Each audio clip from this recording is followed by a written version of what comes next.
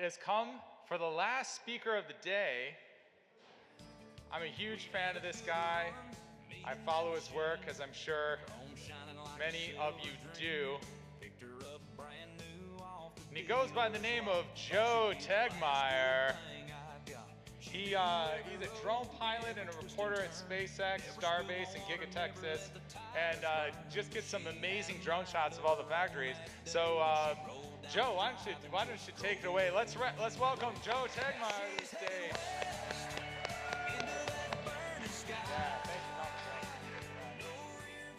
All right, I guess I am the end of the day, which is pretty cool.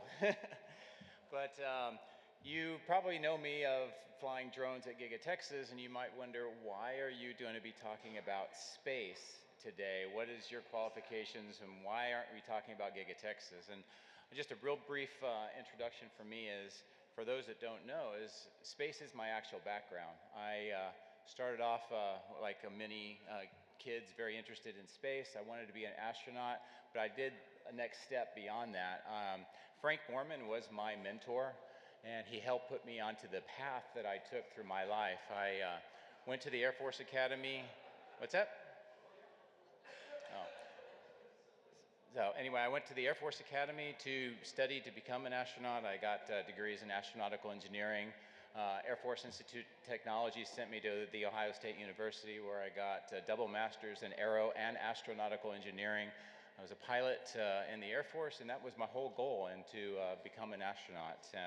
So that is my true background, and I wanted to talk a little bit about the future of space. And we've talked a lot about where we are right now. We know what's going on with Starship. We know that within NASA there's a lot of developments that are underway to kind of reprioritize what's going on with NASA, what we're doing with our space program. There's a lot of commercial space that has been generated here very recently. In fact, I consider this the second golden age of space that we are entering in. And the thing that we tend to be focused on, and what we kind of see on day to day, is the rockets, the launch systems, the development that's going on with maybe the space station, some of the commercial space activities with replacing the space station, and again, a lot of the reusability of rockets. All of those are very important aspects of our space program, but one of the things that I think that we need to think about more, and is something that needs to be developed if we're going to become more of a spacefaring race, and we're going to go beyond low Earth orbit, and that has to do with the logistics of on-orbit refilling.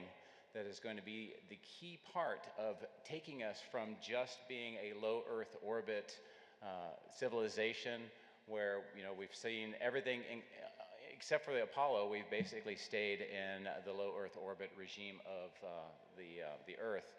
And the technology that is needed to be able to get us beyond that is having the ability to have orbital refueling capability, so that we can then extend beyond and be able to live and operate on an extended period of time, if not permanently, on the Moon, Mars, and beyond.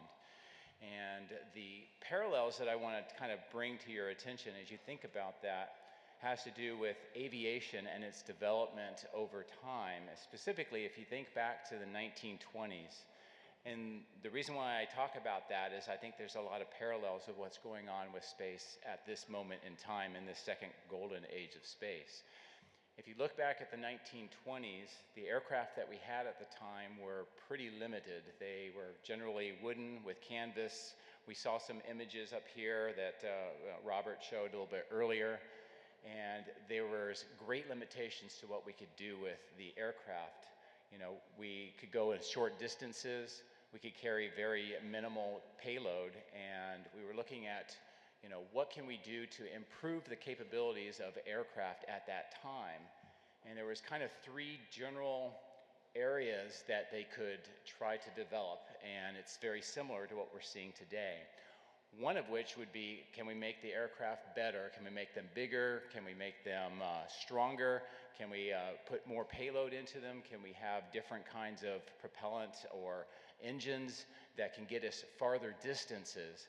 And from the 1920s, that was a pretty tall order, and it's kind of similar to what we see with our spacecraft today, in that they tend to be relatively small, relatively limited in what they can do. We can get from Earth to low Earth orbit, and we've expended 97% of the mass other than the payload, so most of the fuel is gone, and we're kind of limited into this maybe 400 or 500 kilometer range around the Earth. And in 1920, thinking about fixing those aircraft and developing all that technology was something that they really wanted to do. Some of it had to do with the missions that we wanted to do. On the civilian side, we wanted to be able to maybe carry mail, or we wanted to make more deliveries, or we wanted to see if we could take passengers longer distances, but it was just not really that possible. On the military side, we wanted to do surveillance, we wanted to do reconnaissance, we wanted to be able to force project ourselves away from the coast and just the United States. And the technology to do that just simply didn't exist as far as the construction of the aircraft and the engine systems that we had. In fact, it would take at least 20 to 30 more years before we really developed the capability to have jet aircraft, much larger aircraft, cargo aircraft, and to be able to move us from just being a local kind of air force to be able, in the military and also in civilian world too, to be able to go all over the world. So from 1920, that just seemed like just too far to go. So there's two other strategies that they could do at that time. One of which was to give us kind of refueling stations all over the place. So we had a number of small airports where you could fly, you could maybe go an hour or so, you could land, you could refuel, and then you could keep going. And later on, we replicated that throughout, say, the Pacific with the island hopping idea, where we could go from one island to the other and eventually get to where we wanted to go, but we had to make all those stops just because of the capabilities of the aircraft. So that was a strategy that was used in the 1920s, and it kind of spread out throughout the United States and many countries as well. And that worked pretty well, but of course, that made things a little bit more inefficient, required a logistic base to be able to support those stations that we had to go to, and of course the time that we needed to develop or to dedicate to those trips really lengthened the amount of time to deliver something or to get the mail or take passengers. But it was a strategy that was used, and I think that kind of strategy is what we're going to be seeing here on orbit as we move beyond just this low Earth orbit and start looking to the Artemis programs, the Moon to Mars programs, what SpaceX wants to do with Mars, and a lot of other efforts.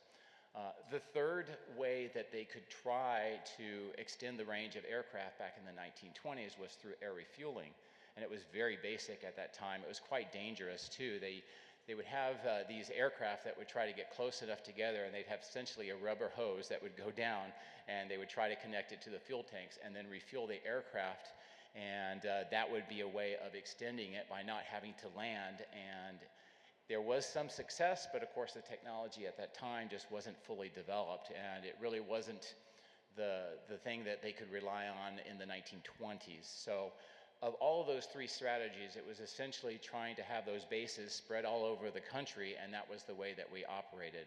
That's kind of what on-orbit refueling is going to be like. If we take a look at those two technologies, the air refueling and the bases along the way, and we relate that to what we're going to be seeing in the near future of space travel, is what I think that we're going to see. And if you've looked at the Artemis program, it already incorporates this idea of this refueling capability. And at the short term, what I think that we're going to see to try to accelerate our ability is to have tanker spacecraft. For example, maybe the tanker starships are going to be developed here pretty soon from SpaceX.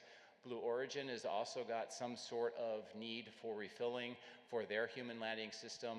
And I think in the very short term, we're going to try to rely on just like these tanker spacecraft to go up and then rendezvous with another craft that could go to, say, the Moon, Mars, and beyond. The next step beyond that is going to have to be these depots that are going to be in certain orbits around the Earth. And the way that orbital mechanics works is there's going to be certain inclinations that are most efficient for us to have these orbiting depots that can be serviced. And an example of that is these mid-inclination orbits, and those would be easily accessible from Cape Kennedy or Cape Canaveral here or Starbase, and that would be somewhere about 20 to maybe 40, 50 degrees. And that happens to be about where the ISS is, and it makes it easy for us to launch and do that resupply. To give you an idea, though, of the magnitude of this particular challenge and our technology at this time, is if we were to have a tanker, an on-orbit refueling depot capability, which would be some sort of maybe a large Starship, for example, that would permanently be in orbit, for it to be able to be refilled and be able to supply one Starship's worth of fuel to go from low Earth orbit to Mars and be able to land and operate there, it would take somewhere about 6 to 10 launches of a tanker Starship to be able to fill up the depot to be able to do one Starship to go to Mars, for example. The moon would be something similar because the way just the orbital mechanics works and the rocket equation works, it's kind of crazy, but the amount of energy that you need to impart into the engine, to the rocket, to be able to go to the moon and be able to get there, get into orbit, and then land, operate, and then come back is almost the same. It's just a little bit less than going from low Earth orbit all the way to Mars. So that is why having on-orbit refilling capability is so important, because once we're in low Earth orbit and able to refuel, then we can start accessing all of these other locations. But going back to the amount of rockets or the tanker Starships that we would need, for example, going to Mars, if you had, let's just to make the math easy, you had 10 launches just to fill up the depot enough to be able to launch a Starship to refill in low Earth orbit and go off to the moon. We need to be able to have the logistics base to be able to support those operations. So if we launched one Starship per day, that would then be able to rendezvous with the orbiting depot and be able to transfer just maybe 100, maybe 150 tons of cryogenics into the depot, that's only about 1/10 of what is needed. So we're going to have to do 10 of those launches. So you imagine right now, we're waiting for Flight 9 of Starship ever. To be able to fill up the depot and then go from refilling a Starship at that depot and going to Mars is going to take 10 of them. So we haven't even launched enough to fill up one depot right now, as we're going to need on a constant basis. So this is one of the reasons why the reusability and the Starship program is so key, is that we're going to have to sustain that ability to do those launches to refill the depots so that we can do those missions. So you can just imagine what the logistic base is going to be for that, the amount of Starships, the amount of launches that we're going to have to sustain, not only from Starbase, but here at Kennedy, and to be able to do that in a reasonable amount of time. And what I mean by that is, if we do one a day, that's going to be 10 days, and then we're going to have to launch the ship that needs to be refilled, and that's going to be another day, and then it's going to take some orbital time to get to the depot, and then it's going to take some time to do the transfer, and then it's going to take some time to get the crew probably up to there and then go. So for each launch, for the logistics to be able to support that depot refilling and then going on that mission, we're talking several weeks just for one. So if we're going to be able to do this more effectively, we're going to have a more efficient system that's going to have to develop over the next 5 to 10 years so that we can sustain that launch cadence. We can have multiple depots. We're going to be able to pre-position that propellant where we need it so that we can minimize the time for the crew to be able to get there, to be refilled, and then go on to the missions. So over the next 5 to 10 years, I think we're pretty much going to be still limited with that capability as we continue to develop out all of these various programs. And as we look at the launch cadence of the various different rocket systems that are coming on by all of the commercial systems, as we look at the missions that NASA is going to be looking at and reprioritizing, all of those things are going to be great, but we cannot overlook the need for on-orbit refilling, the tanker starships or the tanker spacecrafts that are going to be needed, and how we're going to manage all of that to be able to truly become a multiplanetary species. And if we do all that and we are able to be successful in the next, say, 10 or 15 years, going back to what we saw with aviation, that would bring us to about the mid-1930s. So the challenge is still immense.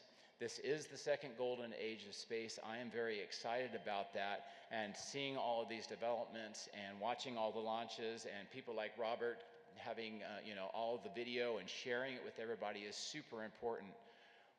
But I don't want you to think that we are really that far advanced. We still have a long way to go. This is going to be very challenging.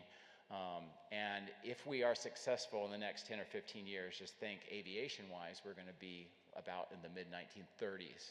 So the reason why I'm trying to tell you all this is similar to what I try to show you at Giga Texas all the time. Is it's nice to be able to see the products. It's nice to worry about, what is the stock price today, what is going on. But you have to understand that there's all the logistics, the support, the capabilities that have to be built all along the way to be able to support the missions that we want to be able to do into the future. And even though we're in this golden age of space and we're seeing all these developments, there is a lot of challenges that are still remaining. The last thing that I would just want to remind you of or let you know about is SpaceX has a pretty ambitious goal, and that is that they want to hit the next Mars transit window, the Earth to Mars window. That would be using a Hohmann transfer, which is kind of the minimum energy way of going from Earth to Mars. And the window for the Hohmann transfers are basically once every 26 months. The next one is coming up at the end of 2026.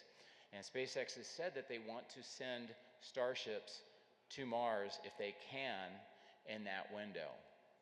For us to be able to achieve that, for SpaceX to be able to achieve that, and I'm a huge SpaceX fan if you follow me at all, and I have a lot of confidence in what they can do, but the challenge is enormous because right now they're still trying to refine the design of the ship and be able to demonstrate that they can launch it, get all of their various milestones through their test program, continue to develop that ship to a point where they're confident enough to be able to send it to Mars. In addition to that, they need to develop the logistics with that on-orbit refilling, with tanker ships, maybe depots, and have all of that operational and ready to support that Mars mission. And if you think about what I just said about how many launches it's going to take to refill the depots, how much time that's going to take, we also have to manage the cryogenics to make sure that they don't boil off, or we minimize that so that we have all of those ducks in a line to be able to hit that window coming up at the end of 2026. It is an enormous challenge, and I'm really looking forward to seeing how they handle this challenge. I know that they have a lot of work going on right now. Robert probably could talk about a little bit about the current developments that are going on there, but I wanted to put into context all of this support, the refilling, the depots, and the time, and all that needs to be done for us to be able to hit this Starship window coming up in less than 2 years, actually about a year and a half. So anyway, I'm going to cut that short. I wanted to make sure that we stay on time, but I hope that that gives you a little bit of thought about what challenges that we have ahead. Even though this is a great and exciting time, we still have a lot to do to be able to develop us to that multi-planetary period of time. Yes, go ahead. So the math that you just did on the 10 launches to build depot and give us Mars, is that a one-way ticket to Mars, or is that assuming That would essentially, the question is those 10 refillings, is that just getting us to Mars? Is that it? The answer is yes, and the idea would be that once they get there and they land, that they have to set up an in situ resource utilization of developing their getting methane, making that from the CO2 with the Sabatier process, getting water so that you can get hydrogen and oxygen, and then they would have to produce their own propellant and do that in a time, if it was desired to come back at the next Mars transit window, they need to do that in about 26 months. So that would be yet another huge challenge that they would have to do. But you know, for the first shot that they're going to try to do next year, it won't be manned, and it will most likely be a land and done. So I don't think they're going to set up those operations yet. And of course, they still have to develop landing legs too, which they haven't done either. So, any other questions? Go ahead.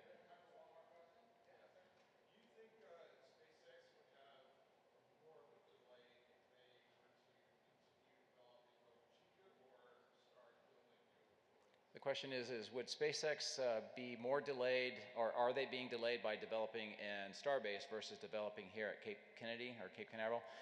The answer is Starbase is the place for them to be developing. They have the Star Factory that is mostly completed, and they're building the ships. They have the mega bays. They have the launch infrastructure. They have the masses, which is where they can do the static fires and the cryogenic testing. It is all set up. Here, the Roberts Road facility is not prepared for starships. They're just now starting to build the Giga Bay. They haven't built the Star Factory yet. The flame trench is just being built on the tower right now. It's maybe about 6 months behind the flame trench that's under construction for Tower 2 at Starbase. So if they were to stop what they're doing at Starbase and try to do it here, it would delay them incredibly. So Starbase is the place, that is where they are building the ships that will be launched, that hopefully will hit that window and head to Mars in about, well, a little less than a year and a half. Hopefully that answers your question. Well, hey, let's give a hand for Thank you very much.